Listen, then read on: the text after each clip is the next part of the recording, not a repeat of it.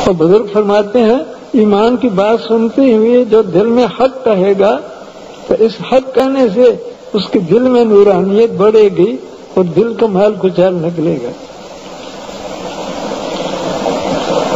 और फिर जब फारिग हो तो जो ईमान के मजमून सुने हैं बुजुर्गों से उसी को सोचे, जो अमल सुने हैं उसी को करे।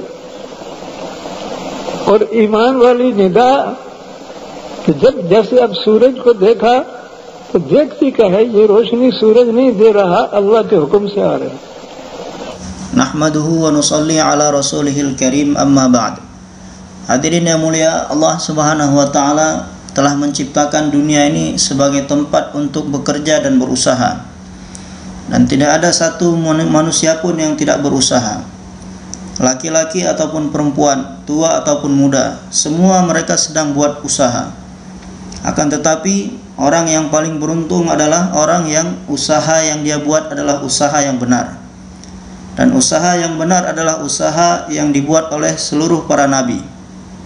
Dan siapa saja yang telah mengambil usaha nabi ini, kemudian telah menjadikan sebagai maksud hidupnya, dan telah berusaha untuk menjadi orang yang buat usaha ini dengan pengorbanan, maka orang ini telah mendapatkan keberuntungan dan kesuksesan.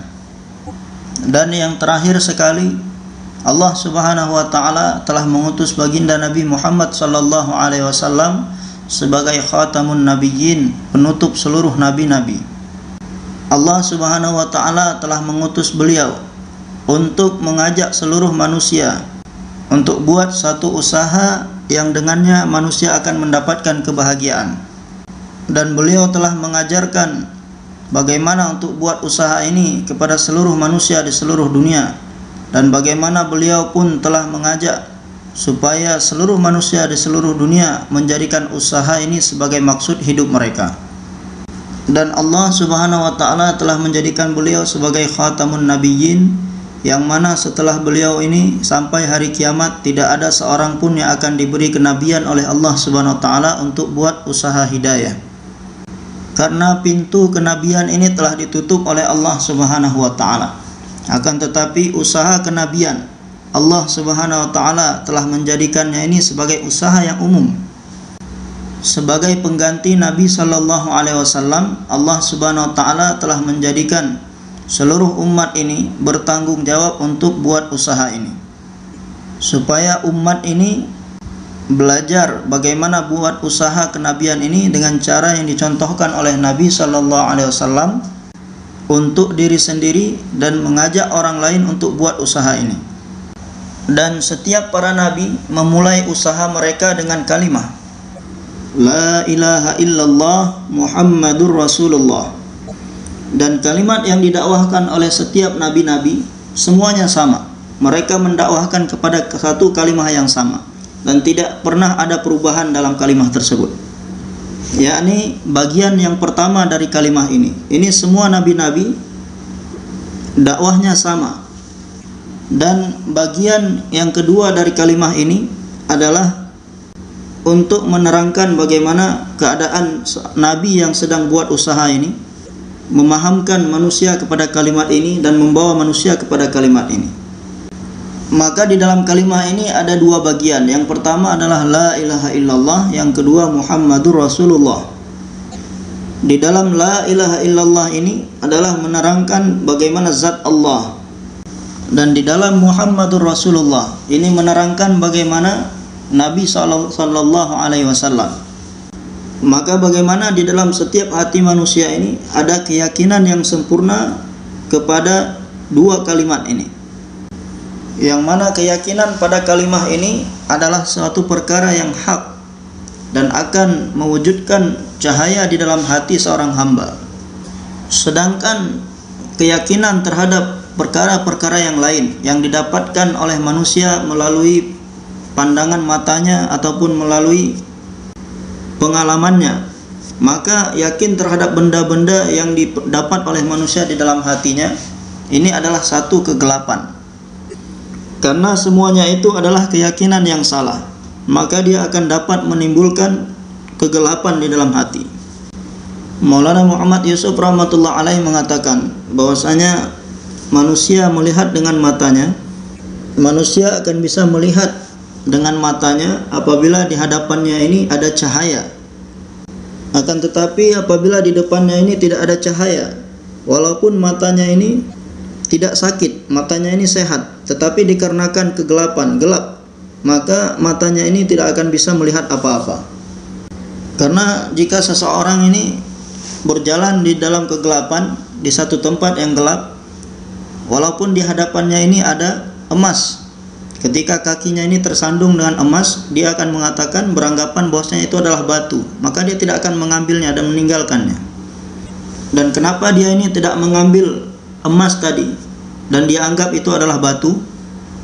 Karena tidak ada cahaya, karena gelap. Maka keputusan seseorang ketika berada di dalam kegelapan ini adalah kesalahan, salah. Dan mata ini hanya bisa melihat kepada sesuatu yang nampak, hanya bisa melihat yang zahirnya saja, akan tetapi tidak bisa melihat hakikat dari sesuatu. Setiap benda yang ada di hadapan manusia, maka manusia hanya bisa melihat dari luarnya saja, zahirnya saja. Akan tetapi apa hakikat dari benda tersebut, maka ini tidak bisa dijangkau oleh pandangan manusia, mata manusia. Akan tetapi Allah Subhanahu wa taala meletakkan kemampuan di dalam hati manusia, yang mana hati ini bisa mengetahui dan melihat hakikat sesuatu.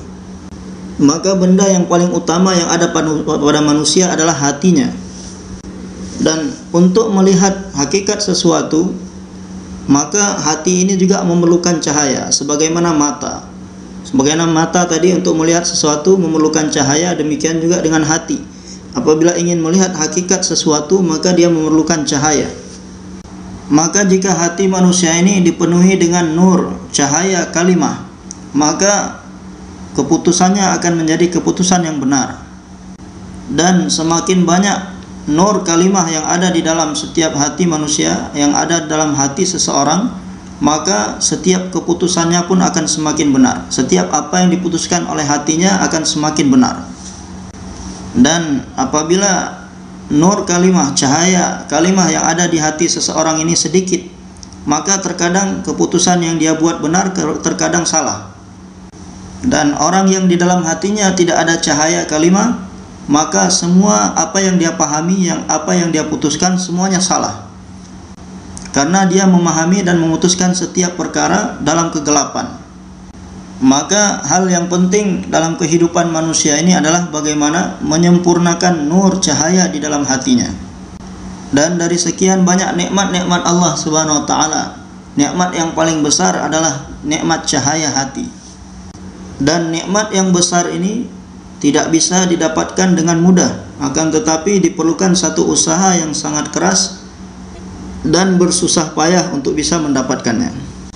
Dan yang paling sempurna di antara makhluk-makhluk ini adalah nabi-nabi.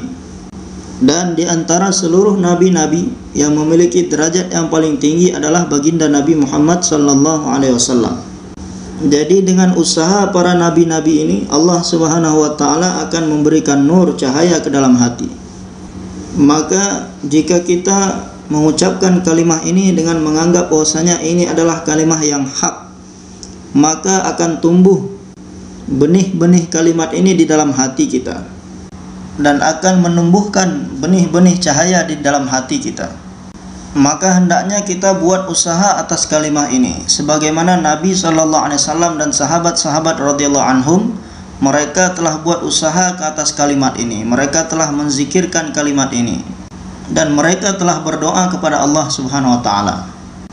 Maka yang bisa memasukkan cahaya ini ke dalam hati kita hanya Allah Subhanahu wa taala saja. Akan tetapi penting untuk kita supaya buat usaha sebagaimana yang dicontohkan oleh Nabi sallallahu alaihi wasallam. Bagaimana supaya yakin terhadap kalimah ini ada di dalam hati kita, yang mana ini adalah keyakinan yang benar dan akan menimbulkan nur di dalam hati. Dan apa itu keyakinan yang salah? Yakin terhadap selain Allah di dalam hati. Dan apa itu keyakinan selain Allah? Yakni yakin kepada harta, kebendaan dan asbab dan seluruh makhluk. Maka apabila ada keyakinan terhadap makhluk, keyakinan terhadap harta dan kebendaan di dalam hati seseorang, maka hatinya akan menjadi gelap. Karena seluruh harta dan kebendaan dan asbab dan seluruh makhluk ini tidak bisa buat apa-apa. Dan semua yang terjadi ini atas perintah dan kehendak Allah Subhanahu wa taala.